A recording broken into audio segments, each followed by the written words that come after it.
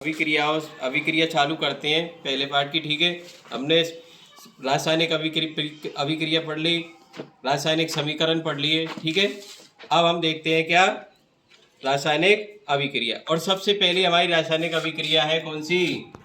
संयोजन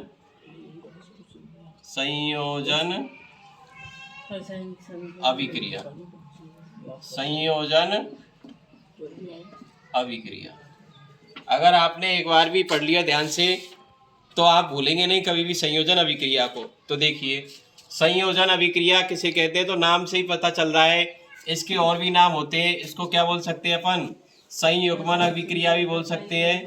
क्या बोल सकते हैं? संयुग्मन भी बोल सकते हैं, योगात्मक भी बोल सकते हैं। क्या बोल सकते हैं? योगात्मक। क्योंकि एग्जाम में कभी संयोजन अभिक्रिया नहीं आकर के संयुग्मन अभिक्रिया जाता है, योगात्मक अभिक्रिया जाता है। तो सबसे पहले तो हमें क्या है, इसके नाम याद होने चाहिए, वरना अपन को क्या है याद होते हुए भी अपन क्वेश्चन को छोड़ देते हैं। तो देखिए, संयोजन अभिक्रिया, संयुग्मन अभिक्रिया किसे कहते हैं? तो देखिए, तो वह रासायनिक अभिक्रिया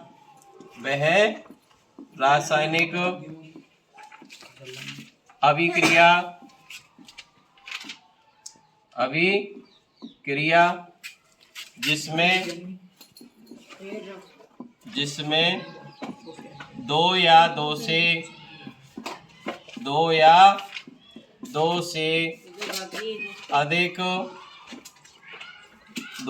से अधिक अभिकारक मिलकर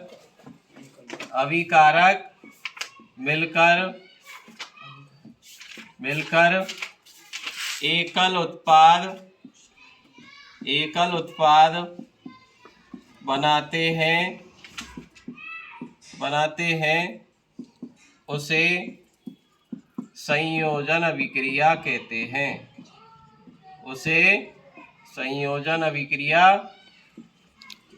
हैं। बिल्कुल सीधी परिभाषा है। अब हम इसकी क्या देखते हैं, उदाहरण देखते हैं। जैसे तो आप सीधा सा उदाहरण जो अपन का चल रहा था लेसन नंबर फर्स्ट का ही उदाहरण, अपन का सबसे सीधा उदाहरण चल रहा था, मैग्नीशियम प्लस ऑक्सीजन O2 क्या बनेगा? अब देखिए, ये दोनों मैग्नीशियम प्लस ऑक्सीजन ये दोनों मिलकर के क्या बनाएंगे? एकल उत्पाद बनाएंगे। ठीक है, क्या बना रहे हैं ये? तो हम परिभाषा क्या थी? रासायनिक अभिक्रिया जिसमें दो या दो से अधिक अभिकारक। तो इसमें कितने हैं? दो अभिकारक हैं और किसका निर्माण कर रहे हैं? एकल उत्पाद का निर्माण कर रहे हैं। ये क्या है हमारा? उत्पाद। और ये क्या है इधर में? अभिकारक। क्या है? अभिकारक। और इधर में ये क्या बन जाता है? मैग्नीशियम ऑक्साइड बन जाता है। ठीक है, तो इसी को क्या कहते हैं? संयोजन या संयुग्मन योगात्मक अभिक्रिया कहते हैं। ठीक है, अब इसके और भी उदाहरण ले सकते हैं अपन। देखो, जल का H2 प्लस O2 क्या बनेगा? एकल उत्पाद H2O। C प्लस O2 क्या बनेगा? CO2। तो ऐसे काफ़ी सारे उदाहरण ले सकते हैं अपन, जिससे अपन की क्या है? संयोजन अभिक्रिया के ये उदाहरण है।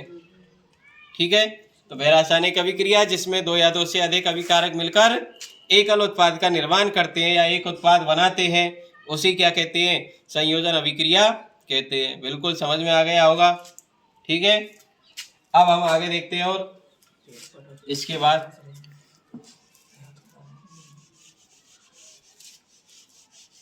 अगली अभिक्रिया अपन की देखिए, ऊष्माक्षेपी अभिक्रिया। कौन सी? ऊष्माक्षेपी अभिक्रिया।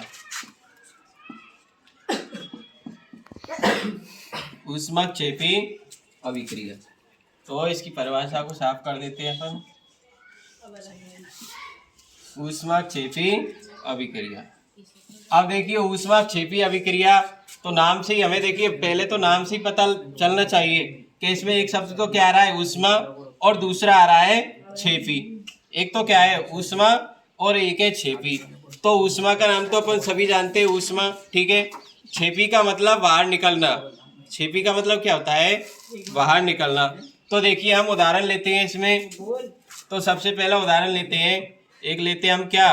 बिना भुजा चूना जिसका सूत्र, और इसमें क्या मिला देते हैं, जल, जिसको आपने सभी ने देखा होगा घरों में। ठीक है, अब इससे क्या बनेगा, वही संयोजन अभिक्रिया के ऊष्माक्षेपी अभिक्रिया भी क्या होती है, संयोजन अभिक्रिया होती है, क्योंकि इसमें भी दो या दो से अधिक अभिकारक मिलकर किसका निर्माण करते हैं, एकल उत्पाद का। जैसे दो अभिकारक है इसमें, और किसका निर्माण करेंगे, एकल उत्पाद CaOH का होल ट्वाइस।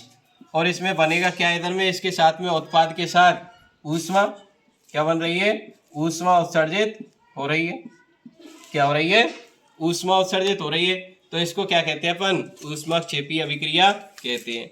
अब इसकी परिभाषा कैसे देंगे अपन, तो ये तो है हमारा बिना भुजा चूना, किसका सूत्र है, बिना भुजा चूना। ठीक है, ये है जल और ये है भुजा हुआ चूना। कौन सा, भुजा हुआ चूना। क्लियर। अब इसमें क्या है, इसकी परिभाषा कैसे देंगे, तो भैरासायनिक अभिक्रिया, भैरासायनिक अभिक्रिया, तो देखिए जिसमें उत्पाद के साथ ऊष्मा का क्या होता है, उत्सर्जन। तो ये हमारा उत्पाद है और इसमें उत्पाद के साथ क्या हो रही है, ऊष्मा का उत्सर्जन हो रहा है। तो इसकी परिभाषा भैरासायनिक अभिक्रिया, भैरासायनिक अभिक्रिया, भैरासायनिक अभिक्रिया जिसमें उत्पाद के साथ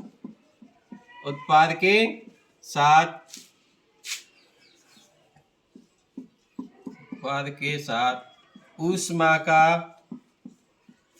का उत्सर्जन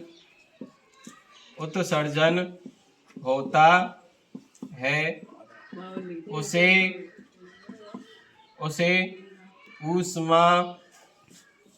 उसे ऊष्माक्षेपी अभिक्रिया कहते हैं। क्लियर। तो देखिए ऊष्माक्षेपी अभिक्रिया हो गई, भैरासायनिक अभिक्रिया जिसमें उत्पाद के साथ साथ, किसमें, उत्पाद के साथ किसका उत्सर्जन हो रहा है, ऊष्मा का। क्या निकल रही है बाहर, ऊष्मा निकल रही है, उसे क्या कहते हैं, ऊष्माक्षेपी अभिक्रिया कहते हैं।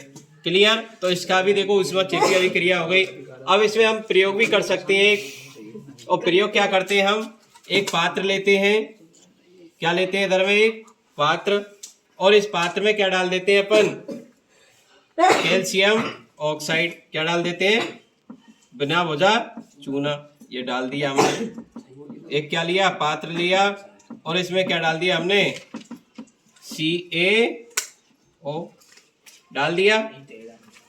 अब ये डालने के बाद हमने क्या है, इसमें क्या है, धीरे धीरे क्या डालते हैं, जल डाल रहे हैं। क्या डालेंगे इसमें, धीरे धीरे जल। तो इसको यहाँ से किससे भर दिया हमने, जल से भर दिया। किससे भर दिया, जल से। अब जल से भरने के बाद हम क्या करते हैं, कुछ समय बाद फिर हम देखते हैं तो ये बर्तन क्या हो जाता है, पात्र गर्म हो जाता है। तो इससे हमें इसमें स्पष्ट होता है कि इसमें क्या निकली है, ऊष्मा निकली है। क्या निकली है, ऊष्मा।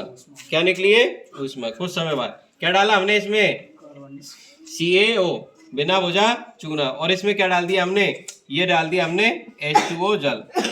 तो क्या बन गया हमारा, कैल्शियम हाइड्रोक्साइड बन गया। ठीक है, क्या बन गया, कैल्शियम हाइड्रोक्साइड बिना भुजा हुआ चूना।